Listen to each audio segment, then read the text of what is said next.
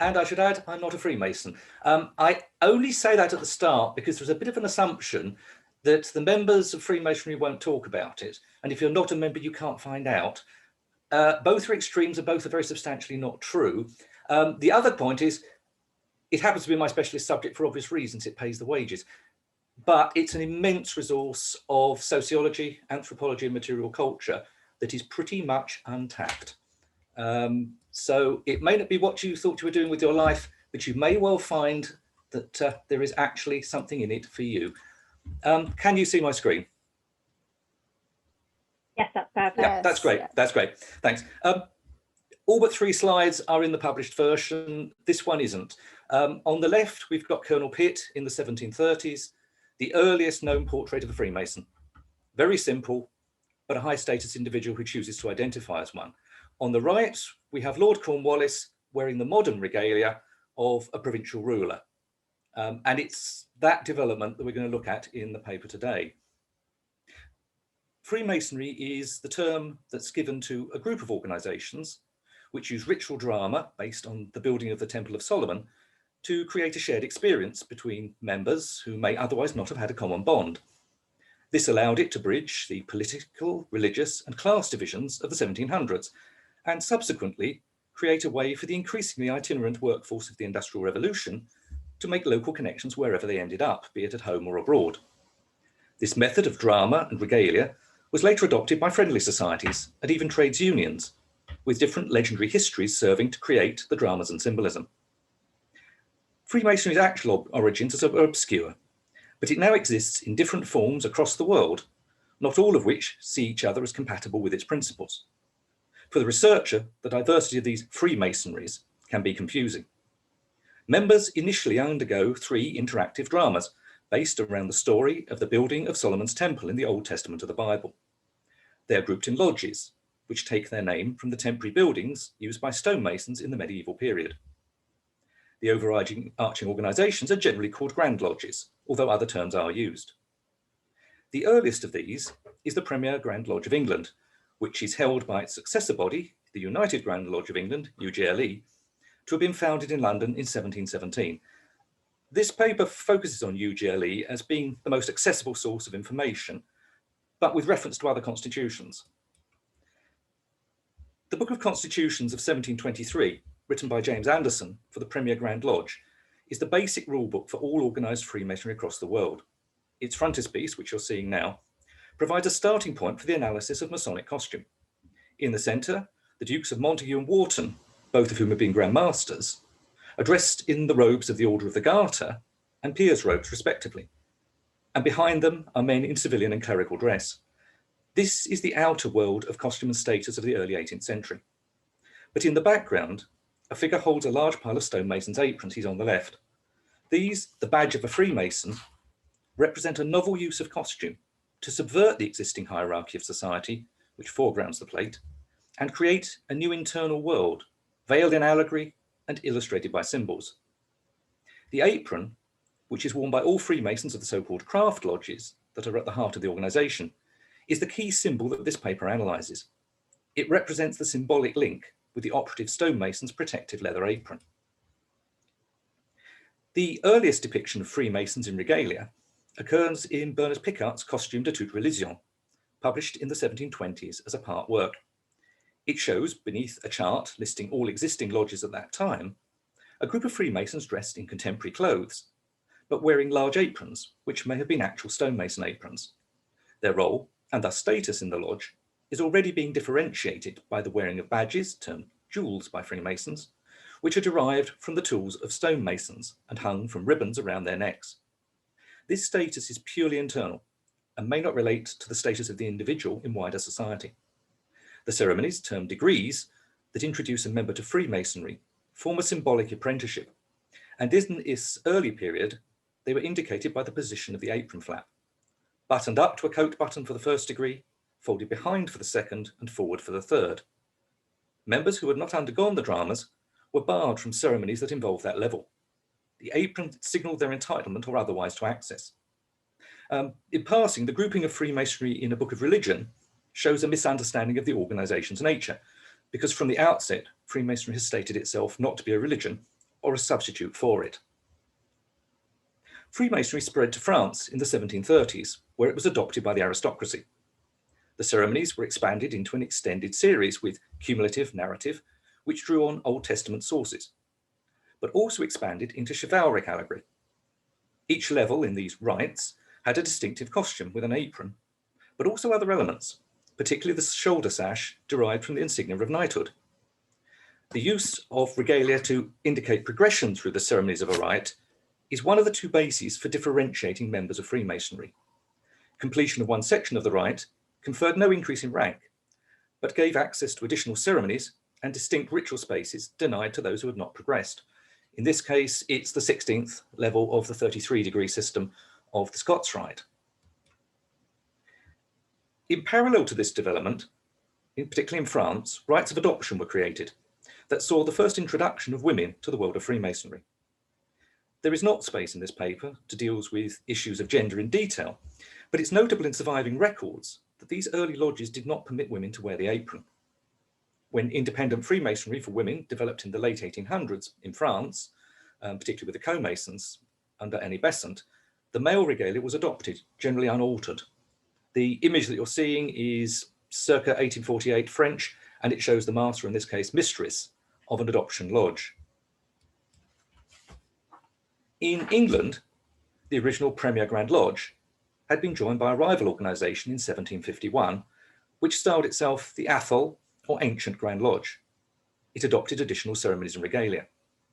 This period saw a diversity of aprons, often homemade, in techniques as diverse as chain stitch, beadwork, or as here, mixed media, including plaster, embossed metal strips, and embroidery. The individuality of the members was thus openly expressed in their dress, with little control from the Grand Lodge bodies.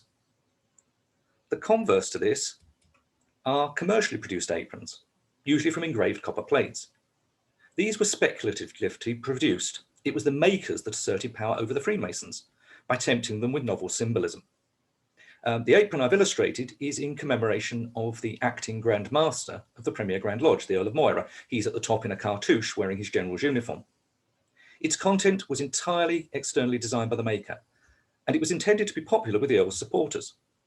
It had, however, an active lifespan of only a few years because of changes at the union of the two rival bodies. On the amalgamation of these two Grand Lodges to form UGLE in 1813, these differing approaches to ritual and ceremony led to a decision to standardise and codify regalia. The then Grand Master, the first Duke of Sussex, stating in a circular that this was for the sake of that perfect unity which ought to subsist throughout the craft, by which the English Mason will be recognised as uniform with the ancient brotherhood throughout the world. Aprons for the progression through the 3-degree ceremonies were the only ones to reflect rite, and these continue in wear today. A plain lambskin for the first or entered apprentice, the addition of light blue rosettes in the lower corners for the 2nd or fellowcraft degree, and finally, as here, a rosette added to the flap and all edges trimmed with blue for the Master Mason. All other aprons and associated badges and jewels would indicate the role in the lodge, the province or region, or the national administration, termed Grand Rank. These aprons therefore indicated status and not ritual progression. Aprons for roles inside the lodge would have sky blue ribbon. Those for provincial and grand rank would be edged with wider ribbon of dark blue and trimmed with gold lace and embroidery. At these levels, the rank jewel was added to the centre of the apron in gold embroidery. This status conferred privilege in the ceremonial salutes given and in the seating position of individuals in larger meetings. Bottom right, regional, gold and blue. Centre right, national rank, much broader blue.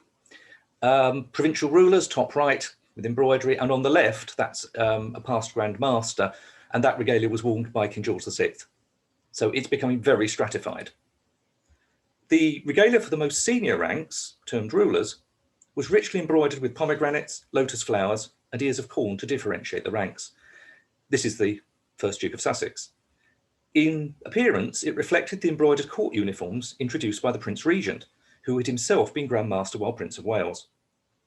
Surviving early regalia for these rulers of this period indicates how seriously the Duke took this codification. All bear the maker's mark of the Duke's own tailor, ensuring conformity. From this point, regalia was very strictly controlled by those ruling Freemasonry, and the immense diversity of aprons ceased almost overnight. This was increasingly evident in the books of constitutions, as dress regulations expanded and became more explicit. That individuals continued to assert their individuality from time to time is evident from a provincial rank apron in our museum, which has paste gemstones surrounding the central device, totally against regulation. In some cases, local practice even drove the dress regulations themselves, with existing aprons also showing that after the death of the Duke, the provincial rulers chose to decorate their aprons far more elaborately, adding embroidered decoration to the edge before the Book of Constitutions acknowledged this as appropriate. This is a new slide on the left. The Grand Secretary of United Grand Lodge, everything there just shows he's had a rank.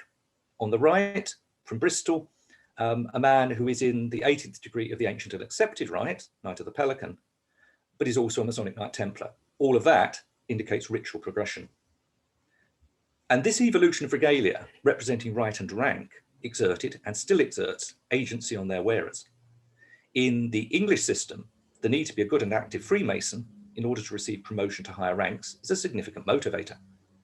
This status is purely internal. It confers nothing in the outside world, and if the member resigns or moves to a different form of Freemasonry, it is lost immediately. Internally, it is seen as an honour for the lodges as well as the individuals, and a lodge history will typically list any members that have received their gold apron, as the grand rank insignia is known colloquially. It follows from this that those who control the number and position of ranks in the system have significant leverage on the membership. The awareness that there are more symbols to discover, and the perception that the Freemason who is entitled to the regalia of a further degree holds knowledge that you do not possess, is the alternative key motivator to progression and active membership. In some respects, completing a series of ceremonies in a rite resembles the unlocking of challenges in a computer game that allows you access to other areas. For Freemasons, quite literally, in the sense that room arrangements and even spaces in the building may be off limits until you have completed the process. Here again, there's a contrast between England and continental Europe. The additional ceremonies in England exist in more than 20 separate organisations, accessible only to existing Freemasons, each of which has a rank hierarchy as well as a ritual progression. An awareness of these internal power structures may seem niche to researchers who don't specialise in them, but the regalia also has agency outside Freemasonry. The typical reactions to the other within reflect the way that Freemasonry has adopted symbols from wider society and repurposed them. A fuller review of non-UK regalia is outside the scope of this paper, but two aprons showing the overlap between Masonic symbolism and national character key into an example of how this reaction to the symbolism of Freemasonry can invert the power of the regalia. The aprons of the Czechoslovakian Republic varied. The National Czechoslovak Grand Lodge had regalia in Art Nouveau style, designed by their Grand Master Alphonse Mucha, and this created a distinctive appearance, unlike that of any other nation. And that's the 4th degree for that Grand Lodge. In contrast, the German-speaking and German-oriented Grand Lodge of Lessing at the Three Rings, Lessing zu den Drei Ringen in the country, adopted a far more austere style of German regalia. Both organisations were swept away by Nazi forces. The Nazi regime opposed Freemasonry, and the lodge fittings and regalia were seized in occupied territories, to be displayed in both propaganda magazines and a museum exhibition in Belgrade. The aprons that had been worn proudly by members, proclaiming both their membership and cultural identity, were now characterised as evidence of Jewish conspiracy and their meanings overturned. And this is an extreme example of the ways in which external bodies or popular culture assert power over the symbols of Freemasonry to create new meanings for them that would not be recognised or accepted by its members. In most cases, a critique of Freemasonry is simply a convenient way to express another prejudice. It can stand for opposition to elitism, sexism, distaste for religious tolerance, and invented conspiracies of all kinds. Freemasonry's status as an other allows all these meanings to be superimposed without an easy rebuttal. The perceived status of Freemasons and their costume in wider society is thus just as complex as that created by the Freemasons internally, and just as synthetic, in that it's externally controlled using invented and imposed narratives that draw new meanings from the symbolism of its regalia without reference to its intended significance inside Freemasonry. In conclusion, therefore, the material culture of Freemasonry, as distinct from its membership and history, is very little studied academically. It represents a wealth of material for costume historians, blending as it does cultures, classes, and status in a unique way from a well-defined point of origin in the early 1700s. While it's more typically worn only during the lodge ceremonies, in England at least, as here, it's now seen from time to time at public events, including the Lord Mayor's Show in the City of London, where Freemasons in full regalia process in considerable numbers. Access to its artefacts is more generally through museums, and particularly those of Freemasons' bodies, and print resources are limited, although Amy Newell's book, The Badge of a Freemason, in the form of a catalogue, is actually a very good and scholarly review of American regalia from an anthropological perspective. The Museum of Freemasonry in London also has significant online resources, and the current Book of Constitutions for the United Grand Lodge in England is publicly accessible online. The final power that the regalia of Freemasonry exerts is to allow us to engage with the many human stories behind the design, making, and usage of these items. And for me as curator, it's this last power that makes them a very suitable subject for study. Thank you.